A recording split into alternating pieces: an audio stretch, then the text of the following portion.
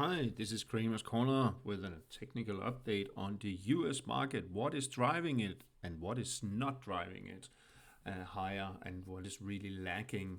This video is for educational purpose only. There's no recommendation or advice whatsoever intended. So let's have a look at S&P 500. New all-time highs Friday here, as we can see both on the daily and weekly chart. And if we are just putting on the glasses that are trying to look a little bit forward here in the coming weeks, I do believe we will see higher levels in the coming weeks and months. Will we have a sell in May and go away? I don't think so. I think we will get a little bit of corrections. We could see a very short-term peak maybe tomorrow, where we could have a little bit of a correction. But again, as we have seen here lately, the corrections are quite small. And as long as we stay above these spike down there at 7,046, and we can actually just push a horizontal line up there, well, 7,046, we are still in a bullish trend short term. But also on weekly S&P 500, there is higher levels in store. 7,264, which is the 138.2 projection of this correction there. But we could push higher going into May and towards end of May, early June. I think we will see a little bit more choppy market in May than we have seen now. But still with a bullish undertone and likely to push higher. So I think, and this is not a recommendation, I think we will see setbacks that are quite minor. But if we suddenly get a bigger one, taking out the support there and even taking out 7,000, then it can completely change the picture. But let's see about that. The Nasdaq 100 new all-time highs, almost closed at its highest peak also there, 27,300. Also here on the weekly we'll see very close to the 138.2 projection. I think we'll push higher towards the 161.8 and 176.4, possibly just below 29,000. Really strong move indeed, and bullish trend, a positive sentiment, just slightly a divergence maybe, but it is nothing to talk about. So there is potential higher here, as we can see. Just very quickly, pre-market basically unchanged, and I think that will continue higher. So what has been driving it? Of course, it has been the tech sector, but not everything in the tech sector. It has been here. We have the tech select sector, as illustrated by the State Street Tech Select sector. I'm not promoting this ETF. It's just to illustrate the sector has pushed higher, and I think it will continue higher. Positive sentiment on the RSI, pushing higher here on the weekly. No divergence. There's slightly divergence on the daily, so we could see maybe a little bit of a setback, but I don't think it will be much to talk about really. But again, be careful. And what I will do here, if it takes out that spike down there at 153.95, then we could see a larger correction, because eventually the moving averages needs to catch up on it, and the market and they have to approach it eventually, but it can take some time. What also, of course, has been semiconductors, led by names like Nvidia and especially Intel. With the earnings coming out of Intel, it has actually pushed to its all-time high, really revived the old chip manufacturer that was a big thing back in the 1990s. So here we have the semiconductor industry. And it's not every single semiconductor, but a kind of big bunch of them are pushing higher, and we are pushing higher here in the coming weeks, I believe. But we are very extreme here on the RSI, so we are in extremely oversold. 85 plus on the RSI. It's really high value, something we haven't seen in a very, very long time, if maybe ever, not even there. So a correction could hit within the next couple of days, but not a trend reversal. I don't believe that at the moment. Same here on the weekly RSI, actually also higher, 81 plus, new highs, and it is in a bit of an overbought state, but there's no divergence. So a correction could be minor before pushing higher. And it's of course also driven by the AI and next generation software related sector. We can see a new high here, also Friday. There is some divergence building up here on the weekly RSI, however, but it actually broke its falling trend line there. So that is an indication it could push higher. Can it touch and can it break this previous peak there, 77.42? That would be key to watch. I wouldn't be surprised if it could do it within the next few weeks into May. That is possible. What has not been running the market in the upside direction is the software sector. And we saw that with some of the disappointing earnings last week in the software sector, or SaaS, the software as a service sector. Really struggling here. We have one here, it's the State Street Software and Service ETF. Again, I'm not promoting anything, it's just to illustrate the sector here. 161 is the level it needs to break above to actually form or establish a bullish trend. We are in a positive sentiment, but it's really struggling, as we can also see here on the weekly. So software companies, pure software plays, most of them are not really the flavor of the year, at least not yet, and I don't think it will become that anytime soon. So what is driving it other than in the tech sector? Well, here we have the oil service sector. The crude oil is slowly crawling higher, as you can see in my my weekly update on all the commodities that came out Sunday evening. It is on Substack first. You will see that, and it will be launched in bits on other platforms too. But the entire commodities with metals, energy, and soft and grains. It was out on Substack yesterday on my Kramer's Corner Substack.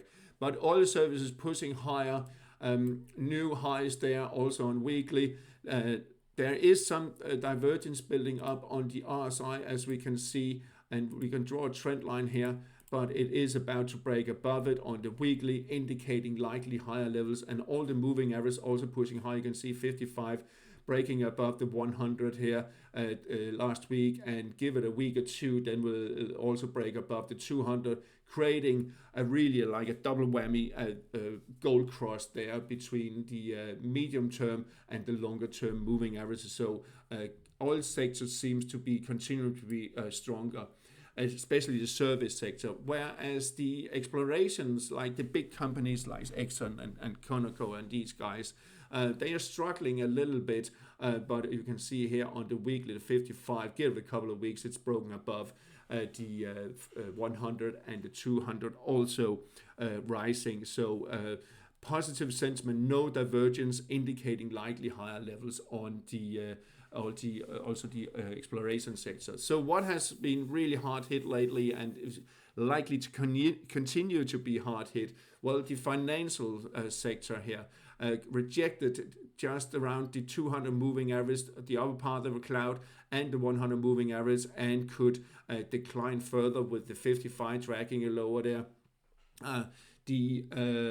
The agricultural business, everything related to that, producers, manufacturers, and also companies like Caterpillar and Deere, without saying that we are not digging into the individual stocks, it's just that sector that is covered that.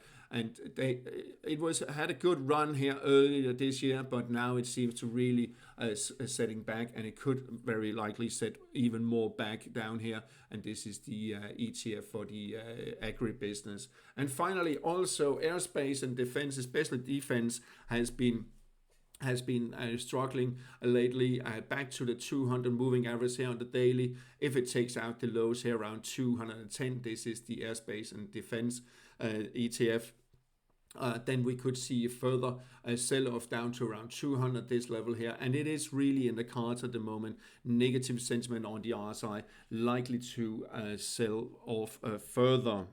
While we're at it, let's have a look at some of the Max 7 that has been running a show to some extent, and some of them haven't really. Here we have Amazon. We should have started with Google, but anyway, Amazon, new highs, Positive sentiment, no divergence on the daily and weekly RSI, indicating likely higher levels. And I think we'll see Amazon pushing higher here, also going into May, towards the end of May. Despite the fact we are in a little bit overbought territory at the moment. So we will have corrections like we have the past couple of weeks. But that could be, it's not a recommendation again, that could be a good time to buy on dips. And if we are looking at Alphabet, or the Google one, also had a good day Friday, a little bit divergence on the RSI building up there, and definitely also on the weekly, but it looks quite solid. And I think the previous all-time highs here, just above 350, will be challenged. Could be the coming days, maybe even in the coming few days, which is quite likely. Another one that we should have a look at is Apple. We have looked at it for quite some time. 276, really struggling with this level there. It needs to close above. Then we have something about around 280, 281. So that is not the high flyer at the moment, and I think it could stay range bound here a little bit for a while.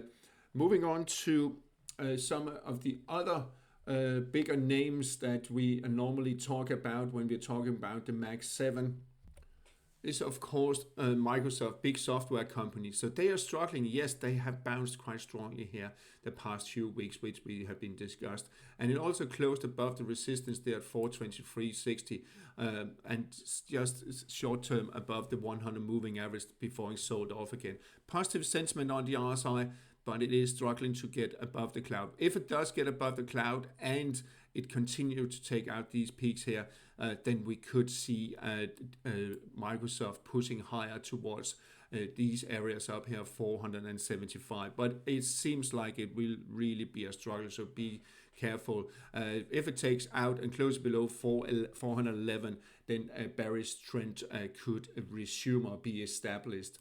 Nvidia, of course, we can't talk about semiconductors without Nvidia.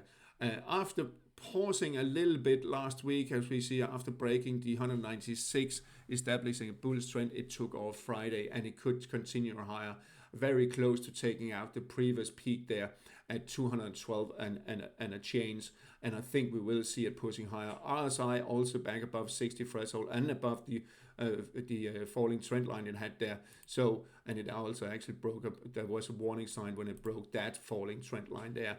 So it seems like Nvidia could push higher in the coming weeks also. And of course, we can't talk about semiconductors without Intel, that really was the one that stole the show last week with the earnings and pushed higher, jumped higher with about 24%. Expect some profit taking, but as we can see here, positive sentiment on the RSI, no divergence, indicating likely higher levels. The same on the weekly, above the previous peak, indicating likely higher levels. But of course, it is very difficult to get into the stock right now, because you could easily be whipsawed or be stopped out on a smaller correction before next move likely push higher. I'm not going into details with other semiconductor names. I mean, there are some struggling ones and there are some really strong ones. But one I will pay your attention to is IBM. It's not a semiconductor, but it's a software, just to illustrate how tough it is for the software industry. You have IBM gap lower Friday, testing the lows here from February. So really still struggling, and it needs to get back above the 260.38, these peaks here, to establish bull trend. But look at this, 100 moving average breaking below the 200, and that will push IBM lower, or at least not, there's no bullish scenario being established in IBM anytime soon. And I will round off with Oracle, another software company that has been struggling the past year or so, but bounced a couple of weeks ago, which we discussed, and jumped higher here. And in above the cloud, positive sentiment, testing the support, which is not unusual. This is sometimes when you see a support or a resistance is broken. In this case, resistance was broken. It is testing it from the other side, but did close above. So that'll be key to watch there the next few days. Will it take out? If it closes below the 172 there, well, then downtrend could resume. However, we do have 55 turning around there, and the 100 adding a little bit to the support, but this top and reversal like pattern there, it needs to be cancelled out. So, but as long as it stays about 172, there is a chance up to 200 to 206 for Oracle. But it also illustrates the struggle for software companies. All right, that's all for today. There are many companies I could talk about. It's just to illustrate the struggle that some of the software companies, most of them, go through at the moment. It seems like everything is pushed into AI and AI-related stocks, like in the semiconductor industry, and maybe that's where we should still pay our attention to that sector, but also be careful. It could certainly we could certainly see it being hit by some profit taking. All right, that's all for today. Have a nice day and keep charting out there.